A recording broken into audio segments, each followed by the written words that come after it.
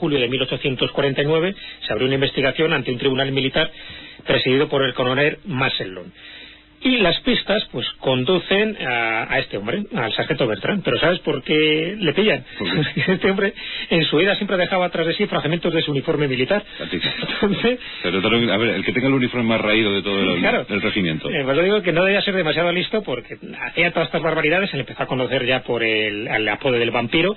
Pero claro, ir dejando trozos de uniforme militar, además de sargento, pues y con unas tendencias bastante sádicas que tenía este hombre, Bertrand, pues no fue demasiado difícil pillarle, ¿no? Y además se le descubrió cuando un soldado de su regimiento informó que alguien había regresado después de la medianoche al hospital militar con heridas de consideración, y claro, lleno de tierra y de cosas de estas. Os digo que iba dejando pistas como bastante evidentes, ¿no? Al final fue juzgado y sentenciado a 1 año de prisión, y en su defensa alegó que a veces sentía una terrible necesidad de destruir y mutilar cadáveres, y luego entraba en coma. Es curioso este dato porque no es el único que comenta este aspecto, sino cuando parece que se hartan o se sacian de sangre, de la sangre de su víctima, entran como una especie de catarsis o de coma. Así están durante un cierto tiempo y, bueno, pues es como si se regeneraran y tuvieran su energía suficiente como para vivir unos cuantos días o semanas hasta volver a cometer un nuevo crimen, ¿no? Una especie de sensación que muchos de los médicos posiblemente la pueden explicar. ¿Pero este mataba o profanaba simplemente? No, la primera fama, por donde fue un poco catapultado, ¿no?, como con el nombre del vampiro, era por profanar cementerios y utilizar ya cadáveres sí, que estaban enterrados, ¿no? Sí. Esa es un poco la historia. Lo que pasa es que él comentó que cuando abría las tumbas y encontraba el cadáver dentro, pues solía abrir el estómago de los cadáveres y se abrazaba a ellos. Comentaba que los destruía también después, los mutilaba, de ahí que fuera dejando restos por todas las partes, pero hasta donde yo sé no se le imputó la muerte de personas vivas, sino que lo que hizo fue necrofilia directamente. O sea, era una historia pues bastante más morbosa, ¿no?, de lo que podemos imaginar, porque el hombre sentía verdadero placer con abrazarse a las entrañas de esa persona que había despanzurrado, ¿no?, de esa persona que ya estaba muerta. Sí. Y bueno, y eso es un poco el apodo que le dieron del vampiro, porque dicen que se alimentaba, en la medida que se podía alimentar de eso, de la sangre que todavía tenían estos cadáveres frescos, porque él ya se procuraba de hombres o mujeres que habían muerto recientemente. O sea, ya te digo que un caso tremebundo lo de este hombre. Ay, Jesús, es que en el invierno, el meter las manos ahí en esos intestinos es una gozada, ¿eh? Calla. Y además, el sargento Bertrand hizo otra gran aportación al cine para continuar con el mito, que es el de la superfuerza del vampiro. El sargento Bertrand dejó un misterio sin resolver dentro de sus crímenes, crímenes de lo que se le acusó al fin y al cabo. Y era que todos los lugares que asaltó estaban protegidos por muros y gigantescas puertas de hierro cerradas. Sin embargo, lo traspasó siempre. ¿Cómo lo hizo? Nadie lo ha sabido jamás. Pero tenía que tener una fuerza descomunal. Si eso era cierto, aparte de ser, como ha dicho Jesús, bastante torpe, porque molesta. Para luego dejarse los restos de la ropa, sí. La verdad es que sorprendente. Fuerza bruta, nunca mejor dicho, ¿no? Efectivamente. ¿Vamos conscientes? Sí, vamos con el top 5. Fritz Hartmann. Empezamos con los modernos. El vampiro de Hanover. Y uno de los primeros llevados al cine ya de manera directa. Por eso es uno de los más famosos, ¿no? Efectivamente, el vampiro de Hanover es casi iba a decir yo el más famoso. Iba a decir que cuando fue ejecutado, el Daily Express en su edición del 17 de abril de 1925 publicó la siguiente noticia: cerebro de vampiro, se especula acerca de su conservación para ser estudiado por científicos. Y efectivamente eso ocurrió.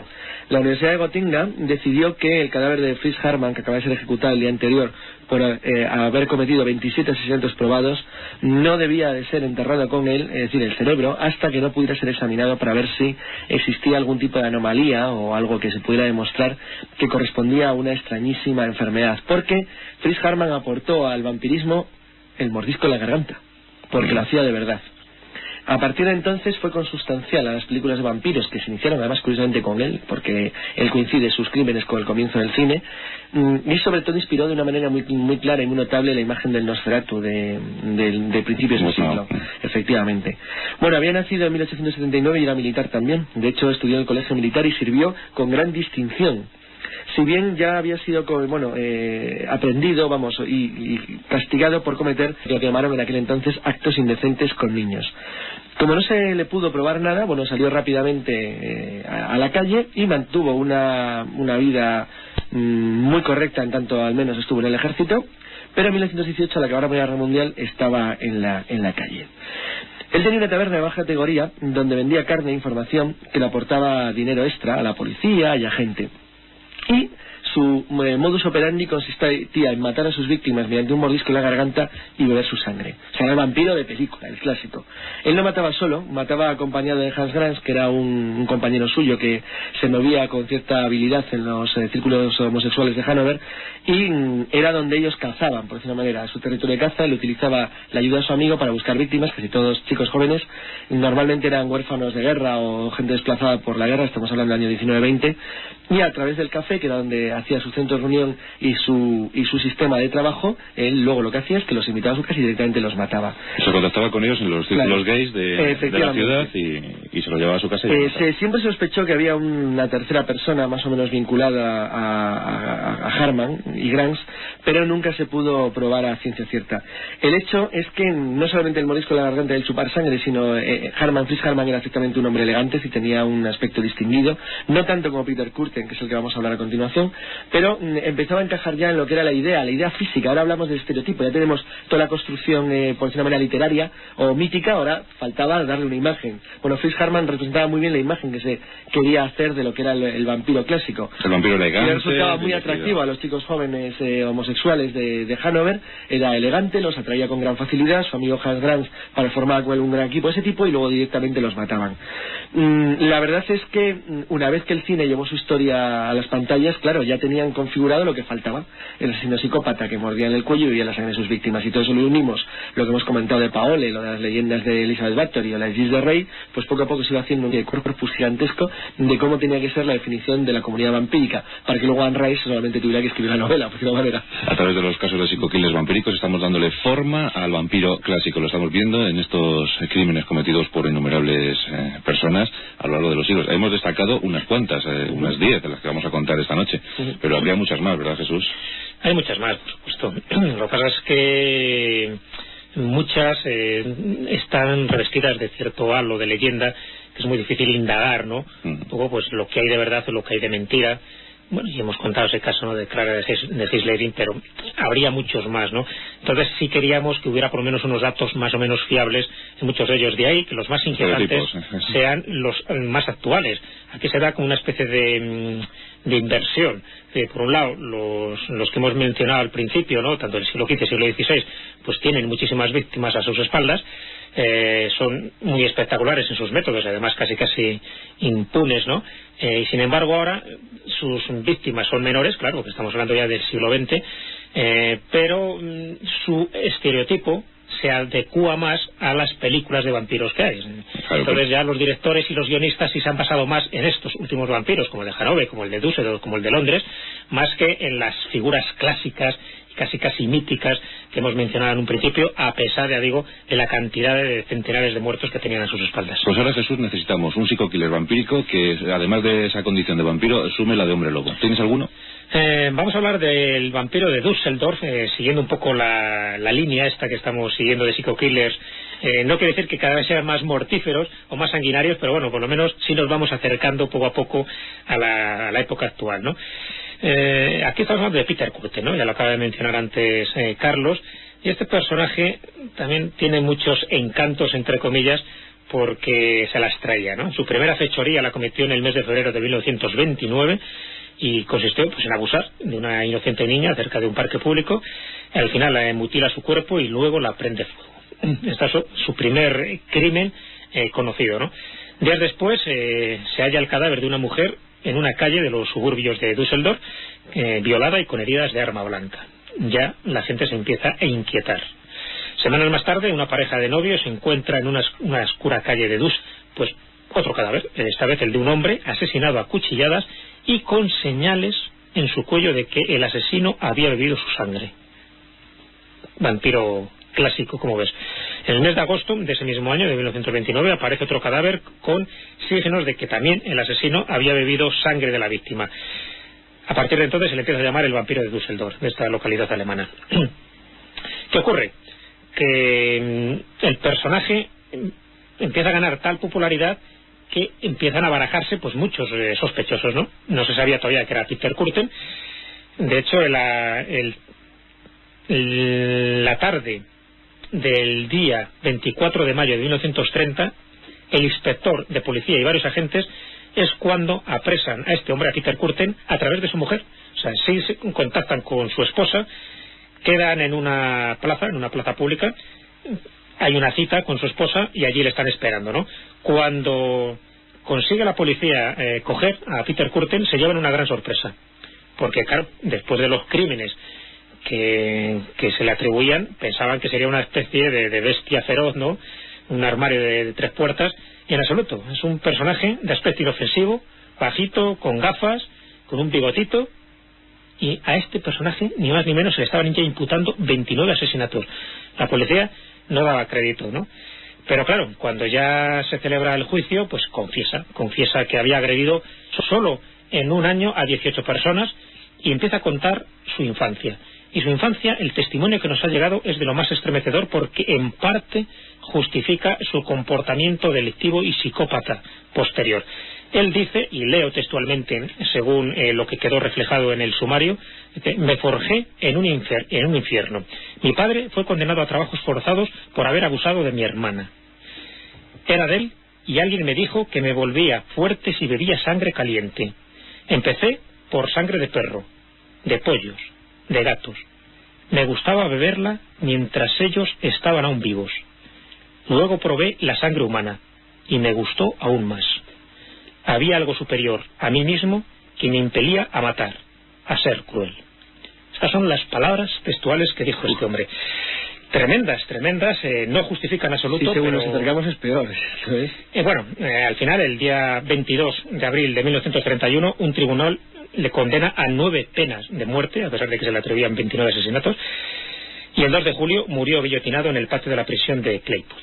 Aquí acaba la tragicomedia, ¿no?, de este hombre, Peter Kürten, el vampiro de... Yo con mis comentarios cinematográficos diré que Fritz Lang, que fue testigo del juicio, personalmente Kürten, hizo una película que se llama M, en 1932, donde aportó otros 2 detalles de la persona de Kürten que luego han sido cogidos en parte por las películas de vampiros, sobre todo en los años 50 y 60.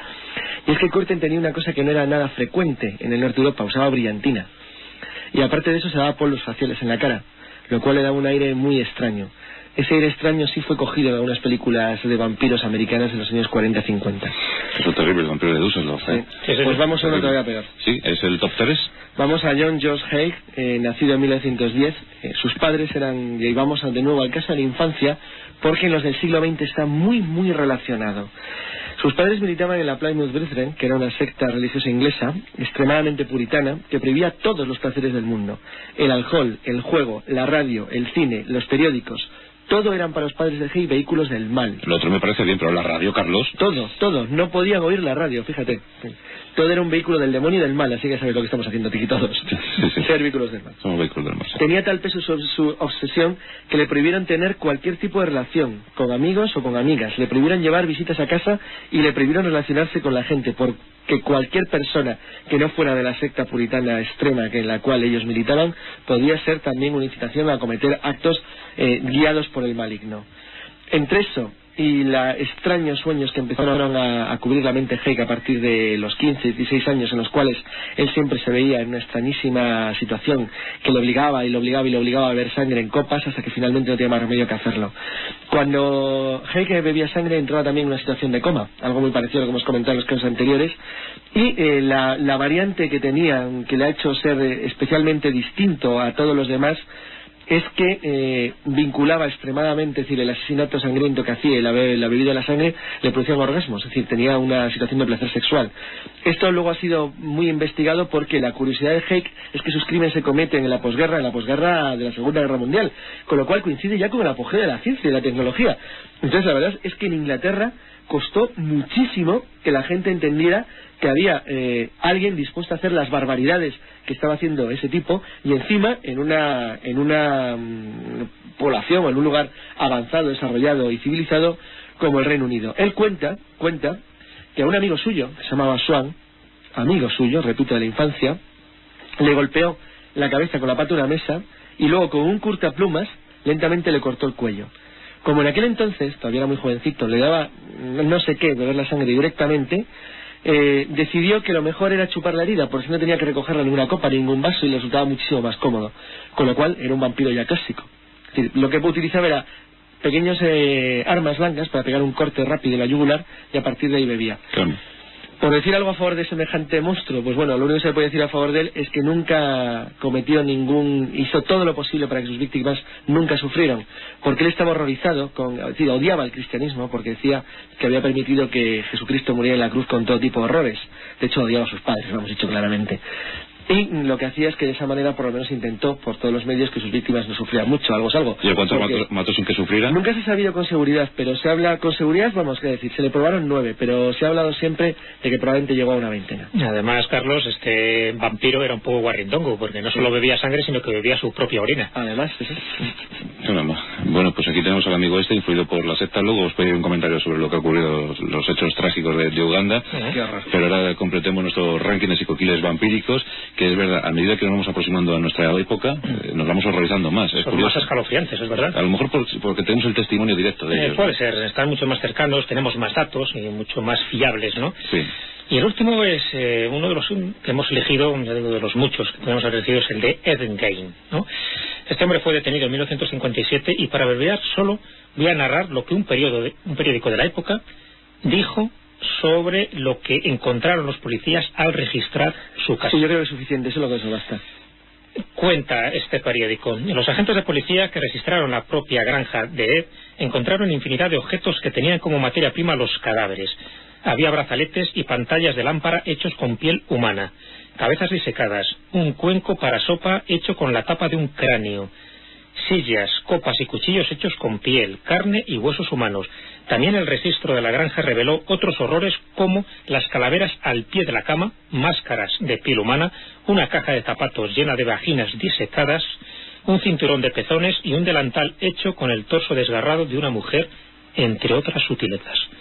Eso es lo que contaba este periódico como una pequeña muestra de todos los horrores que cometió Ed Gein. ¿Esto dónde fue y en qué año? En Estados Unidos en el año 57. En el 57 es cuando fue detenido.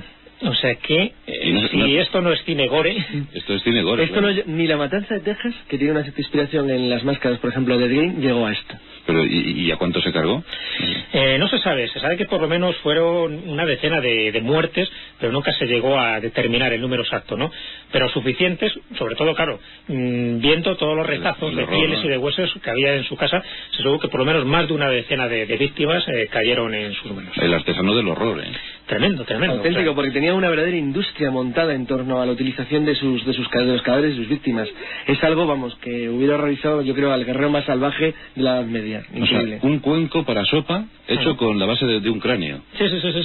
Este hombre se deleitaba precisamente con todo este tipo de casquería, ¿no?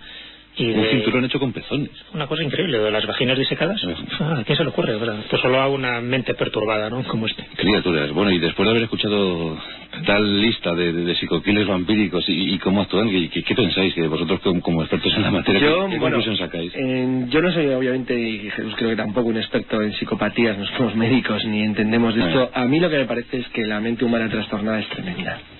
Pero tremenda.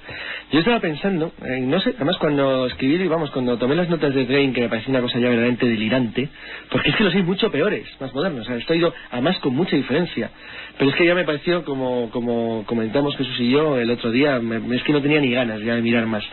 Pero estuve pensando curiosamente qué ocurre cuando, sin ser psicópatas declarados, sin ser asesinos de este tipo, ciertos procedimientos políticos llegan a cosas parecidas. No hace falta ir al Holocausto, que es el más clásico de todos. Estaba pensando, por ejemplo, en Camboya, las colecciones de cráneos extraídas de Pol Pot, de una nación que su propio gobierno mató a 3 millones de personas en su propia nación. Sí. Bueno, pues ante semejante demencialidad, pues bueno, claro, esto queda en mantillas.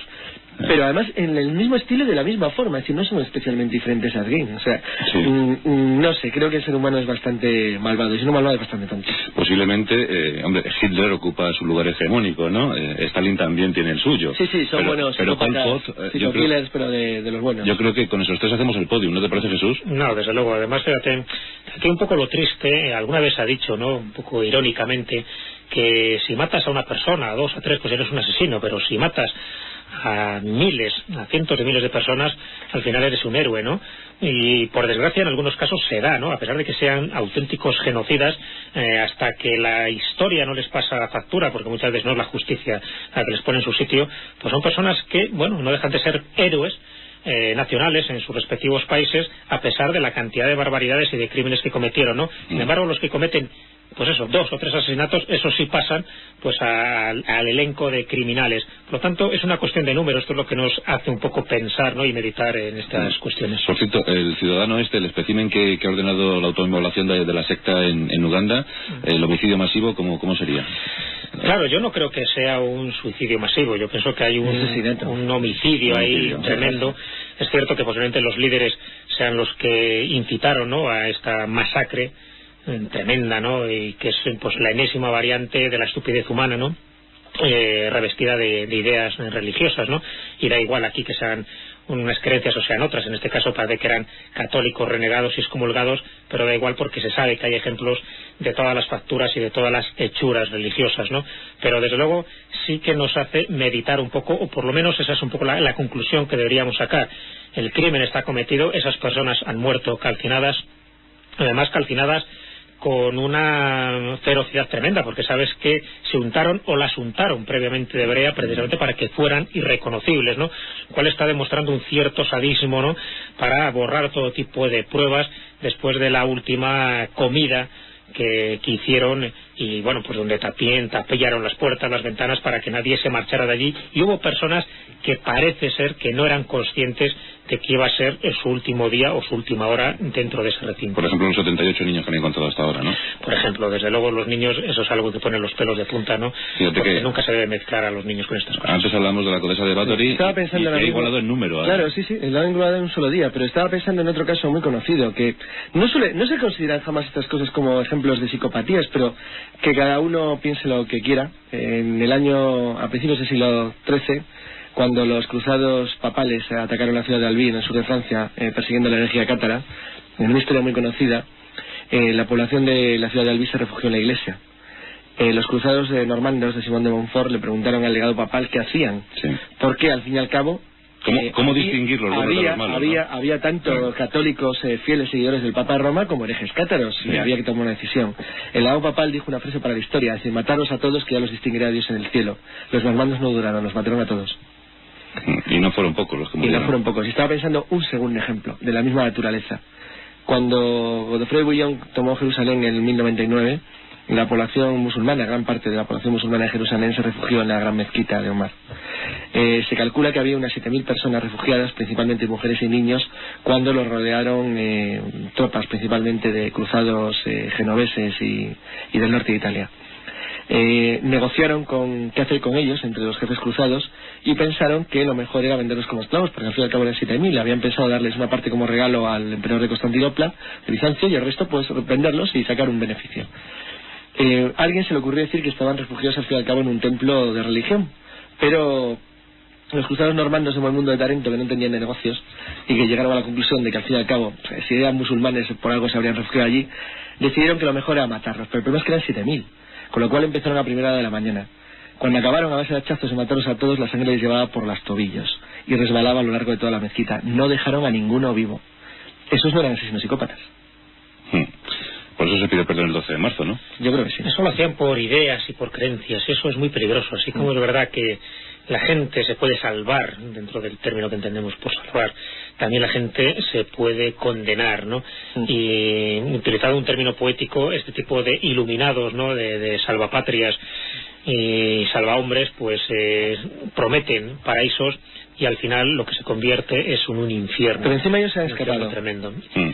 No, y además ellos al final se logran escapar, pero hay veces que son tan fanáticos que ellos son los primeros que se autoinmolan, ¿no? Y un poco por mimetismo el resto les siguen a través de una serie de secuaces que son los que se encargan de que allí nadie salga vivo, porque tampoco quieren que haya testigos o que hayan personas que después cuenten su relato, ¿no? Porque si realmente hubiera alguien escapado de esta matanza que hubo ahí en Uganda, pues desde luego las versiones que nos podían contar serían tan escalofriantes como, ni no me extrañaría, como que algunos les tuvieron que rematar, ¿no?, por las posturas en que se han encontrado sus cadáveres antes de que lograran salir de aquel infierno que habían creado precisamente pues una de esas ideas religiosas malentendidas. Pues así es La Rosa de los Vientos, con 32 rumbos posibles. Hemos empezado hablando de psico-killers vampíricos y hemos acabado todos con el gesto, ¿verdad? Fruncido, porque claro, hay cada horror y cada bestialidad en esta humanidad nuestra, que somos capaces los seres humanos, esta especie tan débil que puebla la Tierra, es capaz de lo mejor, de lo más sublime y también de lo más horrorífico. Es tremendo. Bueno, pues con Jesús Callejo, Carlos Canales y nuestros monográficos Zona Cero, una vez más lo habéis conseguido, chicos. Muchas gracias. El próximo viernes con más historias y con más cosas que contar. A ver qué traemos. Esperemos que un poco más salir. Sí, porque qué barbaridad. Pues seguro que aparece algún amigo por ahí suelto. Seguro. No cogerán al Joey. Y es lo que iba a decir, y contaremos el último capítulo de este psicodrama, que es la captura del Joey. La captura del Joey. Y alguna cosa aparecerá en Marte, seguro. Seguro, hombre, Marte ya sabes que es uno de estos temas favoritos, y si no hay, pues ya nos encargaremos de que haya alguna noticia de Marte. Muy bien, pues gracias Jesús, gracias Carlos, hasta el próximo viernes.